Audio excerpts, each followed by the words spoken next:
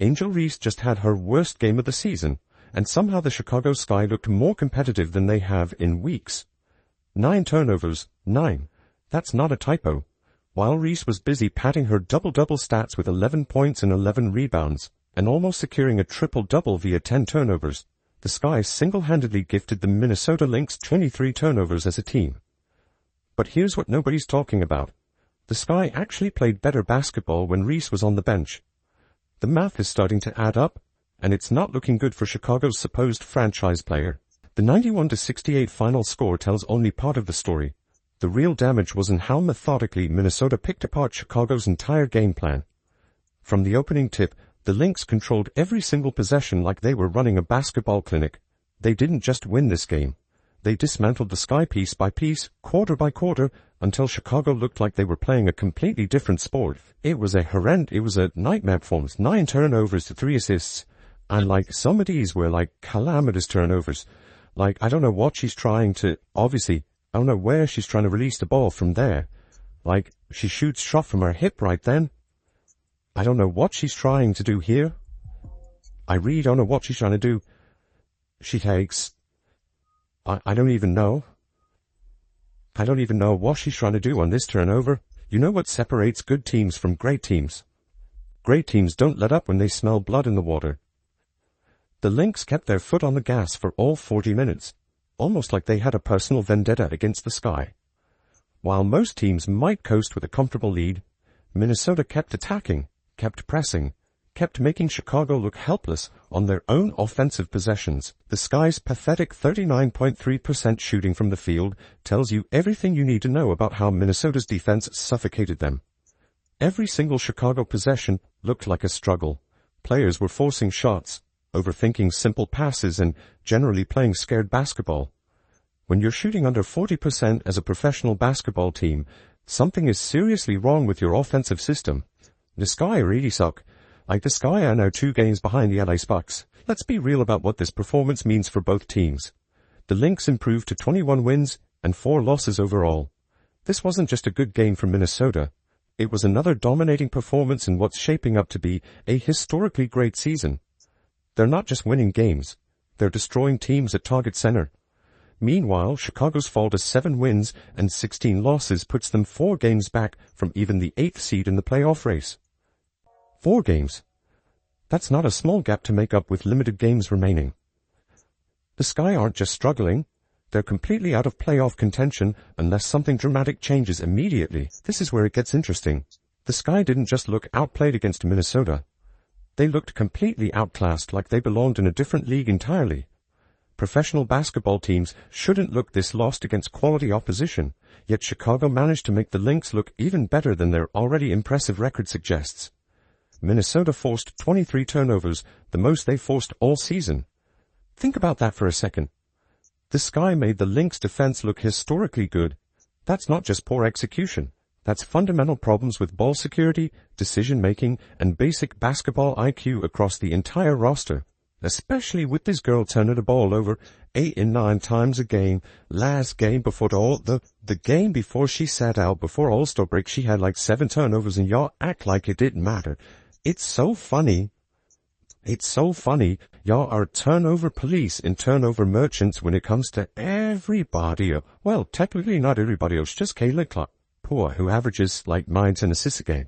Y'all are turnover merchants when it comes to her, but y'all act like y'all don't see this girl turning the ball over 9 and 10 times a game, and she cannot handle the ball. She's not a point forward. Y'all gotta cut it out. Just cut it out, man. This wasn't just a loss for Chicago. This was a complete exposure of their fundamental flaws as a team that relies too heavily on individual performances instead of cohesive team basketball. Speaking of individual performances, one player's stat line perfectly captured everything wrong with the Sky's approach. Angel Reese did, however, continue her double-double streak, 11 points, 11 rebounds. So she continues her double-doubles, McDoubles, you know what I'm saying? Angel Reese managed to record a double-double with 11 points and 11 rebounds, yet somehow looked like the worst player on the court for extended stretches. You know what makes that stat line even more ridiculous? Those 9 career-high turnovers that completely overshadowed any positive contributions she made to the game. 9 turnovers from your supposed franchise player in a single game. That's not just bad basketball, that's actively sabotaging your team's chances to compete. Here's what makes this performance so telling. Reese has built her entire reputation on double-doubles, but this game showed how empty those stats can be when they come with such costly mistakes. She was throwing the ball all over the place according to observers, turning routine passes into gift-wrapped possessions for Minnesota. Every time Chicago tried to build offensive momentum, Reese would commit another turnover and kill their rhythm completely. Alright, y'all have to accept the fact this girl's not Alyssa Thomas. Can y'all just stop playing games now? Can y'all just stop playing games now? This girl is not Alyssa Thomas. Y'all, fool on, y'all been, turnover police. She had another 9 turnovers today. 9 turnovers to 3 assists. A minus 19. 9 turnovers to 3 assists, and y'all keep trying to act like this girl's a point forward. Y'all gotta stop playing games, man. Stop playing games, bro. Let's break down what actually happened during those 9 turnovers. Reese attempted no-look passes that went straight to Lynx players. She traveled multiple times when trying to establish position in the post. She made errant passes that sailed out of bounds or directly into Minnesota's hands. When she tried to initiate the offense from the half-court marker, she repeatedly lost control of the ball under minimal pressure. These weren't fluky mistakes. They were fundamental breakdowns in basic basketball skills. This disaster exposed her limitations as a point forward, a role that requires exactly the skills she clearly lacks. Point forwards need exceptional ball handling, court vision, and decision-making abilities. Reese demonstrated none of these qualities against Minnesota. Her 3 assists compared to 9 turnovers created a ratio that would embarrass high school players, let alone professional athletes. The irony becomes even more obvious when you consider her double-double streak achievements. She's tied with Elena Del Don at 42 career double-doubles, having played significantly fewer games. These individual accolades have been masking fundamental weaknesses in her overall game. Critics have started questioning whether her individual stats actually help her team win games, and this performance provided plenty of ammunition for those arguments. Adding another layer of poor decision-making, Reese picked up her 7th technical foul of the season during this game. She now leads the entire league in technical fouls and sits just 1 away from an automatic suspension. The technical came from a minor verbal exchange with an opponent, showing her inability to maintain composure, even when her team desperately needed leadership. This performance perfectly captured the difference between stuffing the stat sheet and actually contributing to winning basketball. While Reese was busy hunting rebounds and committing turnovers, the Lynx approached the game as a cohesive unit focused on team success rather than individual achievements. While Angel Reese was busy committing turnovers, Napheesa Collier and Kayla McBride were quietly putting on a clinic in how to play winning basketball. Both players scored exactly 19 points each, but they did so within the flow of the offense rather than forcing shots or hunting stats. Their scoring came from smart cuts to the basket, open 3-pointers created by ball movement, and efficient post-ups that didn't disrupt team rhythm. You know what makes their performances even more impressive? Neither player needed to dominate the ball for extended possessions to get their shots. Now, I'm not surprised that they blew them out. No, Minnesota Lynx probably the second-best team in the league. After the New York Liberty, in my opinion, and the Chicago Sky are the gum on the bottom of the shoe of the league. So we knew this would happen, but we are not seeing the continued growth from the Chicago Sky players. I mean, Camila Cardoso, 4 of 12. She had 10 and 10, but you expecting her to play, 4 of 12, you expected more than that. Angel Reese was 4 of 8, 11 points, 11 rebounds, 3 assists, 9 turnovers. She was a minus 19. The contrast becomes even more stark when you realize that Courtney Williams added 10 points and 7 assists, showing how the Lynx had multiple players contributing in different ways. Williams facilitated for teammates while also scoring when opportunities presented themselves.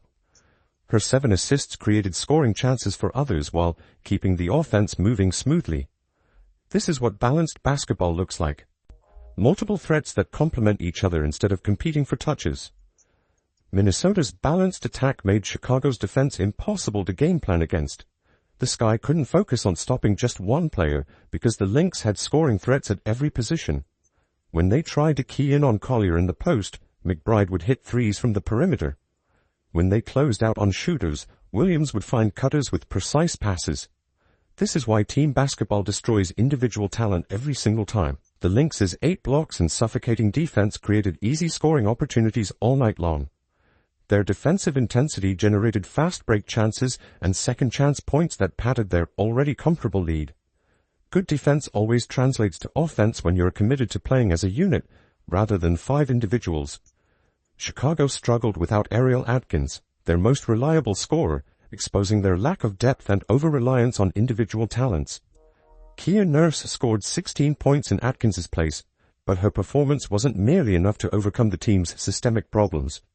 Individual scoring can't overcome fundamental issues with ball movement and team chemistry. No Ariel Atkins or the Chicago Sky. We know she's really their only perimeter shot creator. Rachel Banham kinda stinks. Kia Nurse, she was 5 of 10, but she's not really good. And Angel Reese is not good enough to carry a team. It's as simple as that. If Angel Reese is the best player on your team, you're gonna suck. But she is a good player. She just should be like the 3rd or 4th best player on your team, and then you would have a good team. If she's the 3rd best player on your team, legitimately, you'll have a good team. If she's the 4th best player, you probably have a great team. This is where it gets interesting. Chicago's offense looked disjointed and selfish compared to Minnesota's ball movement and player movement. The Sky players seemed more focused on getting their own shots than creating opportunities for teammates. Reese's 9 turnovers perfectly captured this selfish approach. She repeatedly tried to force passes and plays that weren't there, instead of making the simple, smart basketball play. This game perfectly illustrated why team basketball beats individual talent every single time, especially when that individual talent comes with major flaws. Maybe, just maybe, Chicago's problems run deeper than just missing one starter. Here's the stat that Chicago fans don't want to hear. The Sky actually looked more competitive when Angel Reese was sitting on the bench. During stretches without Reese dominating possessions, Chicago's offense moved more smoothly. Players made quicker decisions with the ball. They found open teammates instead of forcing difficult shots. The ball movement improved dramatically when one player wasn't trying to control every possession. This raises an uncomfortable question that nobody in Chicago wants to ask. Is their supposed franchise player actually making the team worse? Reese's ball-stopping tendencies and turnover-prone play style disrupts offensive rhythm for her teammates. She holds the ball too long looking for her own shot or trying to create assists that aren't there. Meanwhile, her teammates stand around waiting instead of cutting and moving without the ball. I have yet to see a single example of Angel Reese being a leader. Outside of rebounding her own missed layups, what does Angel Reese do? What is her contribution? You tell me, because I'm not seeing it. I know I'm harsh on Angel Reese, but she considers herself a star. If you're going to call yourself a star, I expect you to perform like a star, especially in big moments. Caitlin Clark was injured. Angel Reese was the only star on the court last night, and for 27 minutes, she completely disappeared. Her defensive limitations get exposed against elite teams like Minnesota, making her a liability on both ends of the court. Fast guards blow by her on the perimeter. Strong forwards push her around in the post. She commits fouls trying to recover from poor positioning. Against quality opponents, these defensive breakdowns create easy scoring opportunities that kill any momentum Chicago might build. You know what makes this even more obvious? Compare this to how players like Caitlin Clark elevate their teammates through smart playmaking and unselfish basketball. Clark sees the court 2 passes ahead. She makes her teammates better by finding them in their sweet spots. Her turnovers come from aggressive passes trying to create advantages, not from basic ball handling mistakes or poor decisions. Chicago's 7-win, 16-loss record suggests that individual achievements don't translate to team success when the individual approach is fundamentally flawed. Reese can grab all the rebounds she wants and pad her double-double stats, but those numbers mean nothing if they don't contribute to winning games. Her -19 rating against Minnesota tells the real story about her impact on team performance. The Sky might need to completely rethink their offensive philosophy and Reese's role within it. Building around a player who creates more problems than solutions isn't sustainable in professional basketball. Other teams have figured out how to exploit her weaknesses, and Chicago hasn't adjusted their system to compensate. Sometimes the hardest truth to accept is that your star player might be the biggest obstacle to actually winning games. The data suggests Chicago performs more competitively when Reese isn't controlling possessions and disrupting team flow. This blowout loss might have revealed more about Chicago's future than any win could have. This game exposed Chicago as a team built around the wrong foundation, individual stats over team success. While Angel Reese chased her double-double numbers, the Lynx demonstrated what winning basketball actually looks like through balanced scoring and unselfish play. Minnesota's systematic dismantling of the Sky should serve as a wake-up call about the difference between padding stats and contributing to victories. The question now becomes whether Chicago will continue down this path of prioritizing individual achievements or finally address the elephant in the room about their star players' impact on winning games.